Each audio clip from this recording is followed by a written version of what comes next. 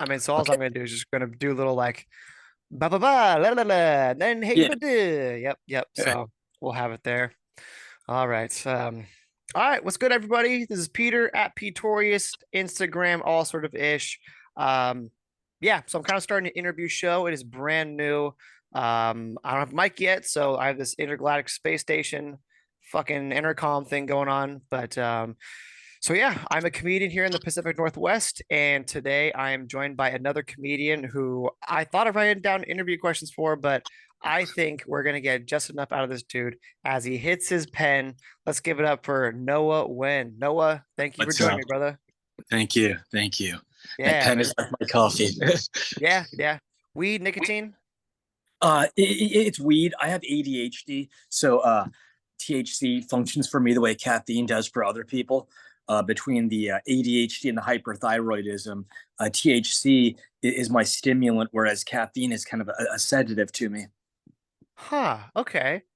Well, that set me a new trail here, because so well, here's how weed works for me. Weed works where I go into my thoughts very introspectively. Okay. So it's like the opposite. Like where the coffee is like, I want to do what's in front of me. Weed goes, I want to think about what's inside of here and make you afraid of life. Is that sativa or indica that'll make you very, very headspace oriented?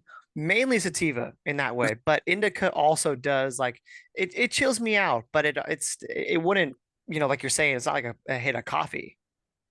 Yeah, when you That's say it makes you afraid of life, when you get high, I notice like everyone takes bewilderment different ways. And I mhm, think like I have a theory that this is like rooted primordially, whether like yeah. when you experience bewilderment, like some people experience bewilderment, it's either you experience awe with the bewilderment or you're going to experience like aversion. You know what I mean? Yeah. Uh, Yeah, yeah. And I think that's, a lot of the time I like it to, a certain extent. My friend actually broke it down where he's like, I don't like to smoke weed anymore because what happens is the first 20 minutes is basically that, like where your heart races, you're just thinking about the worst thoughts ever. But yeah. now I kind of embrace it where it's like, okay, like these are little coat hangers that my brain was like, hey, these are coats in the way, way back you never touch. But Oh, then the oh. weed is like, hey, motherfucker, we got to talk about these. Sometimes Yeah. it's some of those where it's like, whether it's a bad breakup, I'm, escaping through the void, or just, something that sometimes there's just some things that are just on your mind, but our brains are our brain plus the mind, like Hmm. the ego mind makes it so you go, no, no, no, we can skip that. It's not comfortable. It's not Yep. comfortable to think Yep. about that. So we can just go about, we can go through so many months with just this one thought that you just said, I don't need to deal with it. But then your brain goes, dude, if you don't get rid of this now, it's going to become a problem. Well, I especially like the idea that it's hanging on a coat hanger because to me that means like that particular skeleton in your closet was like insulated for so long that you ended up giving it, like a sexy coat and some dress up gear, so that when your conscious brain stumbles over it, it doesn't have to recognize that skeleton. It doesn't have to recognize the breakup or some like a regretful decision or a broken problem, whatever thing, you know. And Yeah. it's like it's trip how it's like people say that like if you change a memory on like people remember something incorrectly, it's like they tell themselves the same story for longer, they start to believe it. And I think that's like especially true for anything like that's just barely lingering in your subconscious. All the things that we're trying hard not to think about are the things that will end up thinking themselves. Yeah. Oh, and I mean, I think for me, a lot of the time, these sort of thoughts, as you think are just kind of done, and you can always just keep bearing and bearing, they come out when you drink. I Yes. mean, how many friends that you maybe have or people that you just know that when they drink, it's like, they went from just having a beer to all of a sudden, and we've maybe had it before too. I've had it before where like it's a thing in my mind where I'm just like, I'm good. But then I drink and it's like the chemicals, the rush you have. You're like, The I have to veritas. talk about Yeah. this now. Yeah. What Well, was what that? what trips me up, like the legal term is veritas and truth in wine. But like part that Veritas. trips Okay. me out is like people talk about alcohol being like lowering of inhibitions. I'm like, what kind of culture do we live in when you got to drop all your inhibitions for honesty? You know what I mean? To be honest with yourself. Yeah. Oh yeah, And like yeah. No, I'm right there with you. And I've absolutely experienced it before when it's like my favorite is the moment when you realize that it's been there. You know, like when we were saying the thing out loud and you realize, look at how easily it's coming out, you realize, holy shit, like this has always been right there, you know? Yeah. Yeah, The yeah. thought, It's weird how that works. It's weird how that works. And God, I love that. We start on weed and we're just like boom, boom. I love it, dude. See, that's kind of guy you are. So um well yeah, I want to kind of just like, I mean, that's a great tangent there, and I think we'll get into that probably as the fruits of the happenings happen. But I want to kind of obviously intro you for people that don't know you. Obviously now they have a great taste of who you are and the tangents we'll get on. But um, how have things been? So you're a comedian from Seattle for people maybe not knowing what's going on. What you been up to, man? How's things going with you these days? really good. Been really busy lately. Just, a lot of transitions in life. I spent the last 2, 3 weeks moving. I moved to Linwood Mm, from Snohomish. okay. So I'm living with family now. It's not biological family. It's operational family. My best friend and my 2 nephews. I've been taking care, helping out, and trying to be there for them since they're both little. Hmm. They kind of chose me in that role, and so I kind of fell into a family place. Yeah. How's the comedy going? Comedy's going really good. I'm able to get out maybe 5 nights a week now. Able to get on the mic usually at least 3 nights a week. I try to make it so that any night that either because of work or because of any other obligation, even if I can't necessarily get on the mic, I want to always be around the scene. I'm trying to always be a supporter. And so there's usually not a week that goes by that I don't go out to check out at least one person's showcase or audition or something. I really think like this community has to build itself, as it were. And Yeah. while maybe I'm surrounded by like a lot of really cool professional, semi-professional people, but there's a part of me that still thinks, okay, even as badass as some of my mentors and idols and people I love in this field in the last year I've been, there's a part of me that thinks, okay, in 3 or 4 years, I'm going to see some of these guys on Netflix. I'm going to see some of these cats, with huge specials. And so like part of me gets excited every time I support even like a small showcase or whatever, or any kind of bar show. I just think, yeah, that's now. That's now. I'm gonna remember this guy later. Yeah, yeah. I dig that, man. That is one thing that is a huge respect about you is like there's no doubt in my mind like you are very supportive. You get yourself out there. You are definitely um yeah, you're a rare bunch. I mean you're a rare person who does that. It's hard. It's hard sometimes. Like I mean, for me, I might be just sometimes it's hard for me to go out just to watch Right. sometimes. But I love how you're out there. You're out and about, man. And I'll tell you what, I know when you're out and about because you got an infamous The laugh. The your laugh. Yeah. infamous laugh.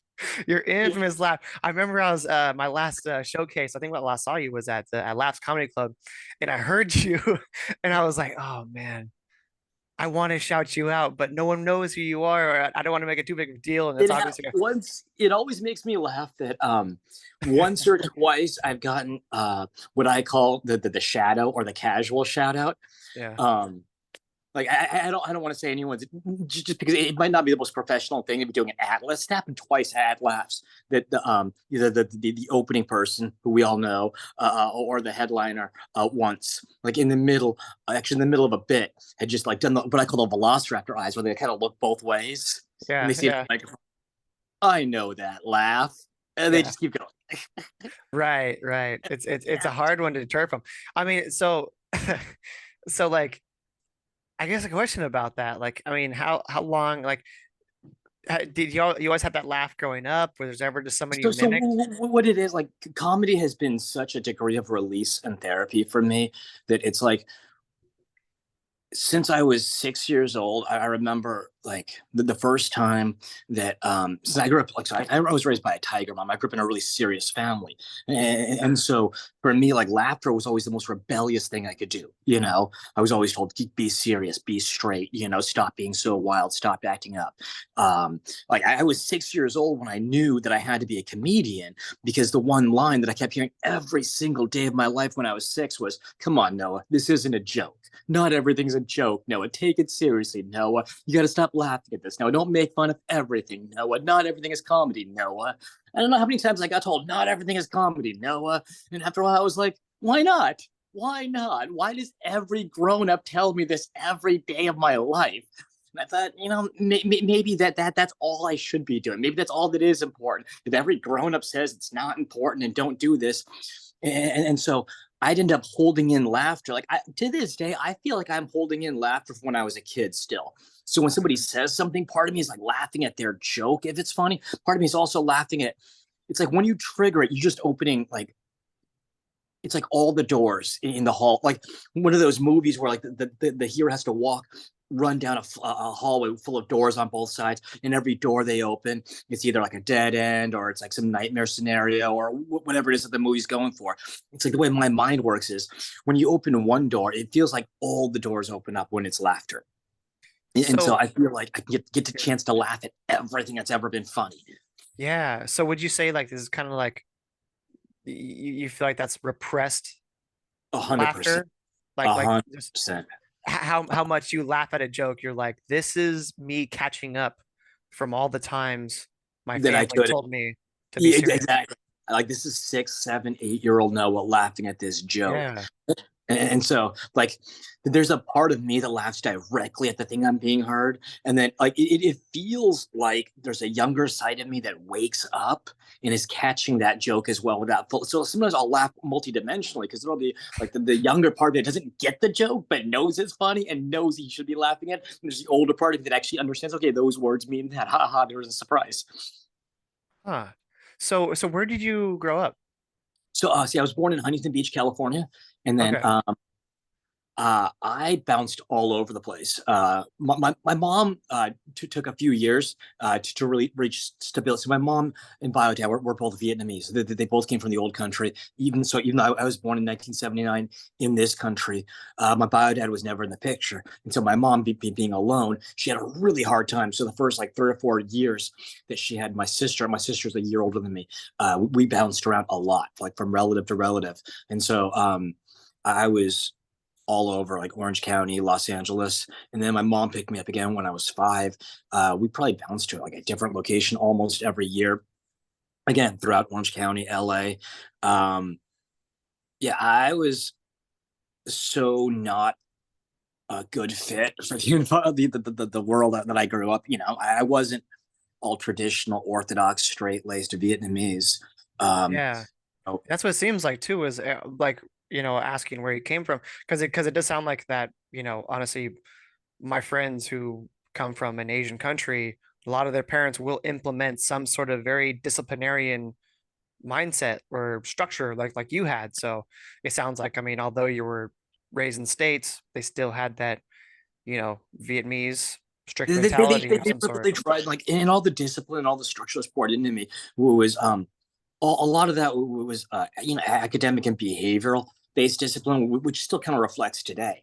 Um, like my mom made sure that when I wasn't in school, because we're Asian, of course, I had to still be educated at home. We didn't call it homeschooling or anything, but you know, um, so like for example, we got the Encyclopedia Britannica when I was 9 years old. Now after that, anytime I asked my mom a question about literally anything, the first response was look it up in the encyclopedia. But it wasn't enough for me to go look up and answer an encyclopedia. My mom wanted to make sure that I was articulate. So whatever question I had, I'd give her the answer. Then she would demand that I go write an essay based on the encyclopedia article I just read, Hmm. and then turn it into her. And then she would turn around and then like proofread and correct that and hand it back to me. So Like, you had oh, two things of homework. yeah, So you had the school work and school then the homework and homeschool home work. homework. And it was Weird. like it was a trip because like I've had later people tell me that that I got lucky in that being forced to do like research as a form of like discipline didn't somehow turn me off from reading and education, you know? Mhm. Because even though it wasn't a whole lot of fun to have a childhood like that, I kind of got stuck. I mean, I still read 70 books a year. I read a book and a half a week. Um, just from growing up that way. Like, Yeah. I mean, that is constantly. impressive, honestly. There's some things you can't get forced to do where you go, okay, worked out in the long run. You did kind of make my childhood a little bit traumatic or left some But I mean, scars. it kind of it put me in a position though, like um not only having that kind of discipline, I think, but also just from bouncing all over, from seeing so much of California, from seeing so much of LA, from seeing so much of the United States, and wanting so bad to be separate from the orthodox environment I was in, to wanting to be my own person, to wanting to be unique, to wanting to be me. I was like, it was so much of like everywhere they put me, I could embrace that. So like growing up, like I used to speak semi-fluent Spanish. I never spoke Vietnamese because it wasn't spoken in the house, but all over California, people spoke Spanish, and I was like, okay, this is I guess I was attempting to be cosmopolitan, like citizen of the world, as it Yeah. were, you know. And then, the other side effect was like the massive sense of like self agency that came behind that. I moved out of my mom's house 1 month after I turned 16. And there was not only from being really troubled at home, but also from like all that pressure, all that being pushed. That by the time I was 16, I didn't have a whole lot saved up, but I was already working 2 jobs. I already had this strong sense of my future was something I had to craft, and it wasn't going to come easy. Yeah, yeah. No, so that's good that, I kind of had the opposite where like my home life was so good that I didn't really leave the nest until I was like 24. Wow. And even still had to go back anyways for a lot of the ish there. But, it's like if I hated my family, I'd be like, get me the fuck out of here, But I was like, my mom is so cool. She has the best advice. Like, I mean, she was helping me out with like so many different things. Like, as far as like, I mean, she's just smart. She's really smart. Like, as far as like she was a journalist and I always wanted to write and I was doing stand up and I was into entertainment. So I was like, you're just a perfect resource. Like, and you're cool. So, So but you became funny despite having good parents, though. well, so no, well, I come from a broken home. I mean, so my parents were Oh, divorced. My parents were divorced. So my mom, like, she was just super cool. Like, she was like, honestly, she taught me like, how to just like when everything was shit, like she would just be cracking jokes. yeah. And she helped me with that. Like she helped me with, despite all odds, just like have fun. She really taught me that, so that was a thing that, it wasn't like I didn't have like, any riches by any means and stuff like Right. that. But as far as just mentality wise, and I think it kind of spoiled me from leaving the coop as quick as I wanted to, you know. But Okay. I want to get back to what, so you had the strict, um, childhood, repressed laughter. So how long have you been doing comedy for? About a year and 4 months now. I feel like I've been a comedy nerd my whole life. Yeah. Been studying it as a craft since forever. But it was about a year and 3 or 4 months ago, I got on stage for the first time at Tony V's. And I just like from the very first time going up, I bombed the first time, whatever. But Yeah. I enjoyed bombing. I enjoyed the entire process Yeah. of figuring out what jokes weren't working and why. And even when I bombed, like when I did get response, it wasn't silence. You know what I mean? Yeah, yeah. Um, You'll get something. You'll be I like, got what something. the? Like Yeah. there's degrees of bombing where like you can hear the bartender clinking glasses, and you're Oof. like, it Uh, wasn't that. It was yeah, just yeah. that I got like maybe 3 laughs, and everything else was like, huh? And I love that process because that meant like if everything that got a response that wasn't the expected or desired response, it was like, okay, this is something I have to figure. I have to figure out not only what is funny, but also what is funny to others, not just funny to me. You know what I mean? Yeah, And yeah. So with that though, like, it's interesting with, you do have a bit of like a comedy upbringing where it's like you were repressed and now you're acting out. yeah, What did comedy find you? You find comedy because obviously for you, in this time frame, like the ideal thing, like, I mean, the thing we all wish happened is that, at 16, someone just said, talk, yeah, talking to this mic, yeah, you know? yeah. and just do that. So like, so how did it So find you? the first time I discovered the comedy was even a thing. I was 6 years old, and it was on. My family was watching. I think it was the '80s, and so it was probably Live Aid. Um, Hmm. it was I don't know what that Live is. Live Aid in the '80s was it was a bunch of '80s comedians like Dennis Miller, Richard Jenny. Hmm. I think Carlin might have been on there, That's and a amazing. bunch of them That's was doing amazing. like a You big witnessed thing that at to six raise years money. old. It was a big thing to raise money for Africa, what it Wow. was, and it was on TV, and I didn't know what stand up comedy was, right? Yeah.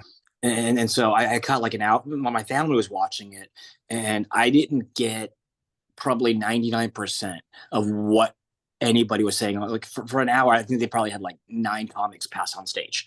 And I don't think I got the vast majority of their jokes. All I understood was here's a person, and whatever it is they're saying, whatever it is they're pouring out, it was making the audience roar. You Yeah. know, it was Yeah. changing the audience. And it was the first time that I had experienced group laughter as opposed to individual laughter. Because, like in kindergarten and in first grade, since I was 6 at the time, the only time, by the time you're 6 years old, the only time you ever experience 7 or 8 people laughing at the same time, it's all going to be kids your own age. Hmm. And if you experience kid group laughter, it's different from grown up group laughter. Experiencing kid group laughter, it's a bunch of silly kids at play. And there's usually some grown up supervising, or in my case, a group trying to chill it out, trying to get them to stop or whatever else. And I wasn't, because I was 6, I wasn't articulate enough to be able to put into words the phrase holy shit, this person is standing before a loud stick, and this person turned the entire room into kids. This Yeah. person, Yeah. everyone is kids. He's the only grown up, or she's the only grown up. Everyone's laughing at the same time. They're all one laugh. That grown up is not telling him to stop. That grown up is not saying come inside and do math. That grown up is not saying, hey Noah, this isn't funny. And I I was like, like that though. Adults at play. yeah. First time And I seeing didn't adults know at those words. play. And I remember the Yeah. next day at school trying so like adults at play. I tried so hard to discover those words, to try to describe the thing that happened, the show. I mean, to my friends. Yeah. I was 6, and I didn't have all I could do was like stutter and like try to like mash it out, and nobody knew what the hell I was talking about. And Yeah. it, for weeks, it stayed in my mind until it was Evening at the Improv was the next one. And after that was like once every couple of weeks. My mom was in love with stand up comedy. Wow. So That was part. you literally were introduced to it at a young age. I remember for me, I remember seeing an abstract one. It was my first one I remember was Eddie Izzard. Ooh, Eddie Izzard, Eddie Izzard. Eddie Izzard. And I remember because he also was like kind of dressed in drag. He had the lipstick Yes. on he's in a live audience. So I'm thinking he's doing speech, but he's making people laugh. I was like, what? What's going on? Like, what's going on? And that sort of same thing being like, he's evoking an emotion of just laughter, where most speeches are just kind of a calm audience applause. And it just something that's so weird, but it's interesting that like at that young of an age, you were already seeing, I mean, what we can look back on and say like some of the goats. I mean, Richard Jenny, Carlin, Dennis Miller, like you could if the world went blank and you just had their act and went on stage, people would be like, this is still murderous. Like this is still those Yeah. three right there. And you're seeing them as like 6 or 7 years old. Those icons became like the invisible big brothers to me, Yeah. my iconic heroes, because everything was so confusing, not only for the moving around a lot, for being a child of immigrants. I'm getting a lot of mixed. My mother, by the way, she remarried a white guy when I was 8. It's one of the reasons Vietnamese is never spoken in the house. And so I had Mm. this alcoholic Vietnam vet stepfather, this Vietnamese refugee mom. So it was like a very intense, serious household. Wait, And so your stepdad fought step, in the Vietnam War yeah, my step. This made childhood really weird. against Vietnam. Yes, my stepdad was, my stepdad was an American soldier in Vietnam. Um, Yeah, yeah, yeah, yeah, yeah. That's interesting. That is a he came that messed up. yeah. I mean, was he like Racist? Was he just like, you know what, damn, He wasn't yeah, racist. I yeah, mean, against Asians. And not only that he married my mom and had no problem yeah, with any of her relatives, but I mean, like he was definitely racist against blacks and Mexicans, mm, which was apparent because, as I mentioned, like we grew up all through Orange County and Los Angeles, yeah, and the way it works in California is literally every single neighborhood is gonna be a mixed neighborhood. Like you can go to a super wealthy neighborhood in California, and there's going to be like, well, I'm sorry, there's going to be investors of every color. You yeah. know, Bloods, even I Crips, even if gangs. 80% of them are white people, you're still going to find investors who like you don't recognize. That's just the way it's a dense, mixed up area. And Yeah, so if it's any kind of working class neighborhood, which is where everywhere I live, then you're gonna meet everyone like every day. You're not just black, brown, but like everyone from all over Europe as well. You know, you're gonna yeah, hear Russian. Like you're gonna you can easily find Russian, German neighborhoods in California without trying. You just stumble upon it. Um, which is one of the reasons I said like I spoke so much Spanish as a kid. Most of my teachers spoke Spanish, yeah, and so but my stepdad, I think he was. It's a weird phrase I'm about to say. I think he's what I call 1950s racist. yeah. Yeah, it was the times. People say I that. never like It got was the times like everyone did that. yeah, like I don't think he ever got he never spent time in jail, so I don't think he ever like a bunch of black guys ever like bullied him. You know what I mean? I don't think he ever got like robbed by a gang of Mexicans. I don't think like some cartel ever thought he was the wrong person and kidnapped and tortured him. It wasn't that kind of racism. It Yeah, wasn't even, oh, there's this gorgeous black girl in college, but she said I was ugly, so now I hate them. It wasn't that.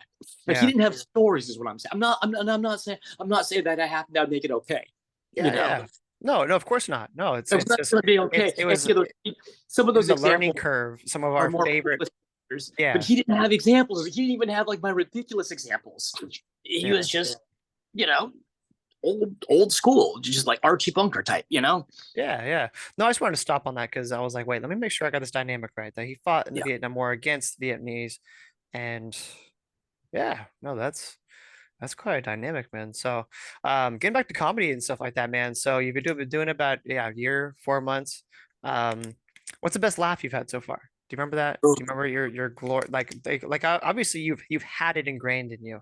And honestly, yeah. for me, when I first did stand up, um, if I bombed my first time, I did my first mic when I was 19. First mic when Oh I was shit, 19. you were young. I'm 33 now.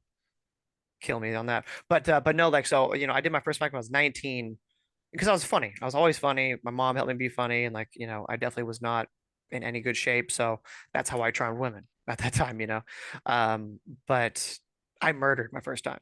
I did really, Oh really shit. good. And if I didn't do good my first time, I probably would have never touched it again, you know. But it seems like for you, on the contrast, it's been ingrained in you. Like, obviously I was funny conversationally, but when you're funny conversation, we all know that some person who's like, he's funny. He's funny. He can get by with all that and he can get the pretty close to the same satisfaction, you know. Yeah. But in your case, you've obviously like you've seen the stand-ups, categorized throughout the time of your childhood. Um, so it seems like for you, you would have done it regardless. You could have bombed for a year the first Absolutely. time. I Um, killed my second time, which was super motivating because that was enough that I remember the second time I went on, I killed with half the material got roaring laughs. The other half got a bunch of blank stares, and that was everything I needed. That told me that I wasn't there. You know, it was my second time, obviously. So yeah, mileage could not even be measured in yards. It was my second time. Yeah, that means literally 10 minutes on the mic. But I knew if half my material second time could kill and half like, bewilderment, I knew what that meant was whatever that was, that talent, that skill, that thing that I didn't have yet. I knew that whatever it wasn't evading me. You know, whatever that thing was, it didn't look at me and say, Noah, get away from me. You don't belong here. Whatever that magic was, I just needed to get more of it. You know, it was out there. I would have, if I bombed the second time, I would have done it no matter. I would have done it no matter what because this is something I wanted in a way that I couldn't describe. Comedy certainly found me, and that I was Yeah, introduced to it young, but also with all the stress as well. I mean, it's like you said about your mom made jokes whenever things went wrong. It's like that was always my release valve. I've always believed laugh or cry. Like every bad thing um, that ever happened, I always had that instant reflex. You make a joke before you even find the solution. You know. yeah. So I mean, so again, I mean, I guess you're starting this back up, or you're, I guess, living this comic dream now, but throughout the time of, your adult life, has this been eating you inside? Have you, like, as you've gone through, knowing the childhood of the Richard Jenny, and I mean, just seeing some of the best comedic minds alive throughout your adult life, has it been eating at you, going like, God, I have to do this? It was getting in the way of relationships and any other success. Like, it was to the like I would I graduated like I went to school, for example. I went to several colleges, but for the most part, I had a hard time finishing things because anything I started, it didn't feel like finishing it would give me satisfaction. Yeah, And the few times I did finish or accomplish something, it was like the and then comedy was always there, and it was weird. You know what I mean? Like, I got my EMT license when I was 24, 25 in Illinois. mm, And as soon as I found out I passed the test, my very first thought was, great, I can probably go ride the ambulances now. When am I going to get on stage and do comedy? wow. So it's been eating at you. It has been.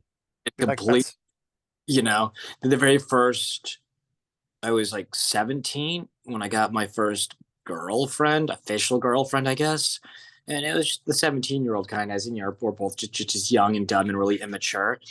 And my very first thought, as soon as she said yes, was, okay, so she likes me, but does she think I'm funny? You yeah, know what I yeah, yeah, yeah. mean? Like, That's would she that think I'm is how funny? you know. It was like, does she think I'm funny? That's how She you might. know.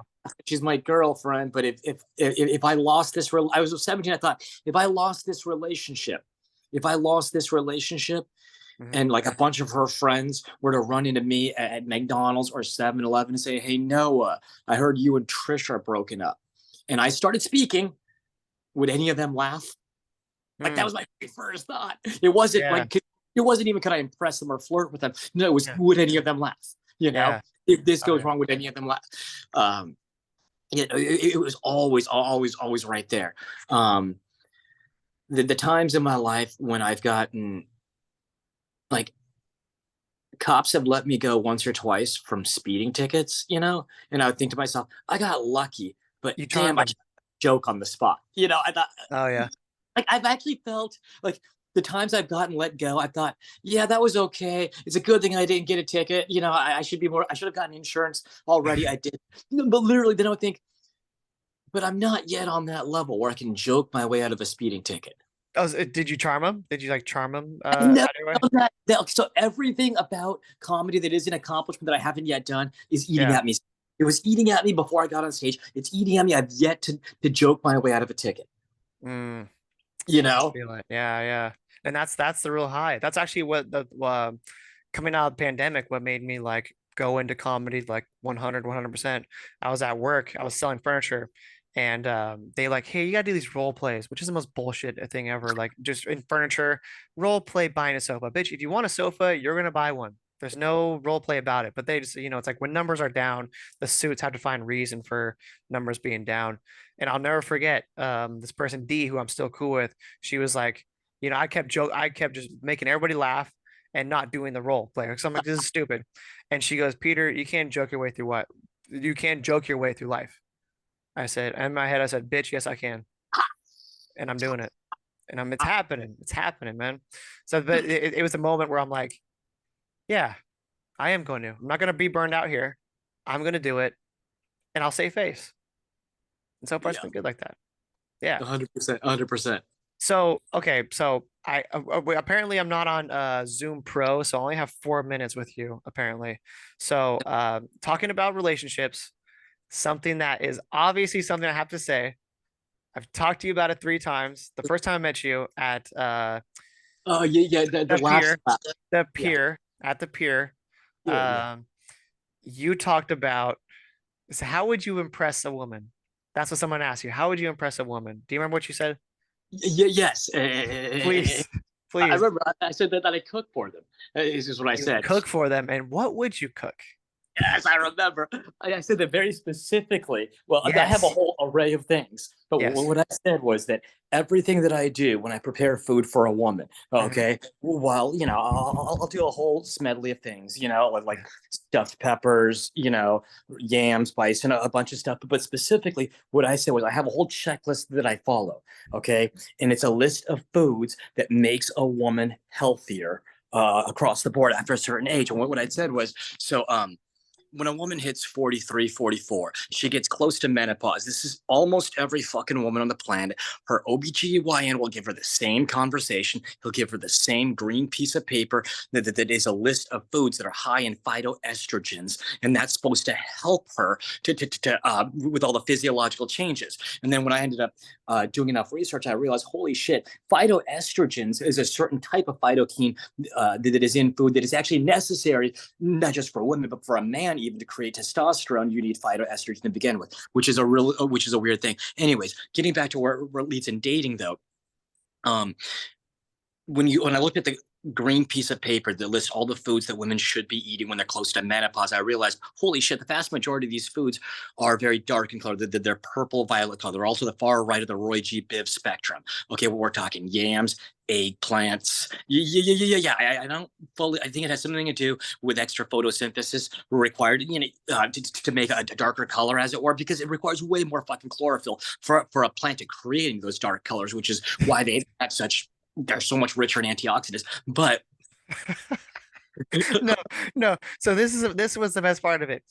She asked this question, thinking you'd yeah, be like, steak, potatoes, whatever. This yeah, was the same tangent you went on, and I was like, holy yeah, shit, who yeah, is this guy yes, that you were that knowledgeable? And half of what you said, I came back to, and I was like, oh wait, fuck, was I supposed to learn this terminology? Because goddamn, because I'm thinking like, dude, it just if you just did the whole spiel to a girl while you're cooking food, she'd be like, I gotta go. This is too much. I am being doctor prescribed some food right now. And yes. I feel like he is putting some aphrodisiac type of stuff, some shark fin soup into my dish. Oh my God, dude. See, I'm so glad. That was like my little tidbit goal. I was like, I know I gotta touch on that, but that's what's up, man. I only have a minute, unfortunately, on this Zoom thing. I guess I gotta upgrade to it. But dude, we definitely need a longer conversation because Yes, yeah, this was scratching the def- surface. Obviously, I could definitely. talk to you for a long time with it. So this will be part one. I'm sure in the future we'll do another. Sounds good. And yeah, man, any like you say something all the time. You say, tomorrow is never promised. Let's go play Yeah, today. yes. Tomorrow isn't promised. Let's go play tonight. Yes, let's go play tonight. So to you folks out there, embrace that shit. All right. And we'll talk about that next time. Thank you so much for coming on, Noah. Noah Nguyen, Facebook, Instagram, Facebook. Yes. Noah Okay. Owen. Well, cool, man. Thank you so much. And we will talk again soon. All right. Thank you, Peter. All All right. right, brother. Hey, take care.